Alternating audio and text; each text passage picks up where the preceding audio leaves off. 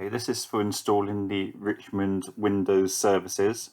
So this will install the email service to process your emails into Richmond.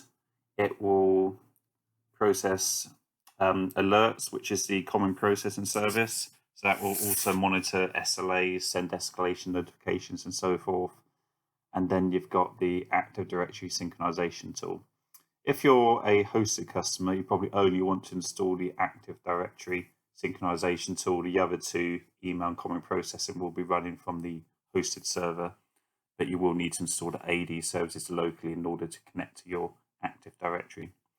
So this is the installer, Richmond Windows Services. As with all installations, right-click and run as administrator.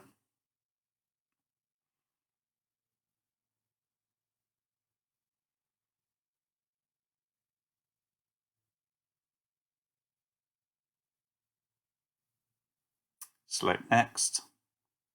Agree to the terms and conditions and select Next. You can change the default file location to another location. For example, if you want to install in the D drive, just change to the D drive from here. Select Next. I'll go to Custom to show the modules. So email, processing, and Active Directory.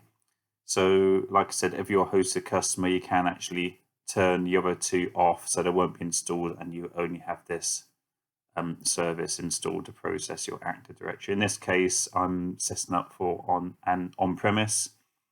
So this is on my Richmond server. It can be on any server, by the way, 2012 upwards. And so you just need admin rights on the server to be able to install this. So I'm going to select Next and install.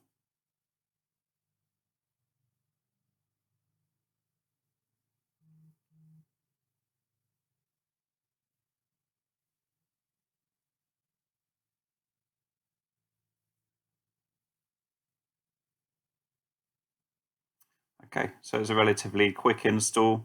Select Finish, and that's done. Before you start the services, you need to configure the config files. There is another documentation and video on this, but I'll go into this briefly. If you go into the C drive, Program Files x86, Richmond Systems, and Windows Services, you can see there's three folders here, each of the services. For each of the services, you need to configure the config files to set up the database string so it can connect to the correct SQL server and database. So I'm just going to go into the email one as an example on here. So just scroll down, there's a number of different files within here, but it's the app settings.config. So that's the same name for each one of these folders you need to configure. So just open up in Notepad, for example, and you can see the database string within here. So we need to put the SQL server within here, i.e. SQL server name / instance name if you're on the named instance, and the database name default is RS Updesk, but change that if your database is called something else. You have actually got an option to create multiple strings within here. So let me just space it out so you can see that clearly. So we've got an example here of another connection string. So if you have multiple databases, you can connect to those databases from here. So you can just have one email processing service, one common processing service, one Active Directory service, but connect to multiple databases. So if you have got a multiple database environment, just remove the comments from here. So this second connection string can be enabled.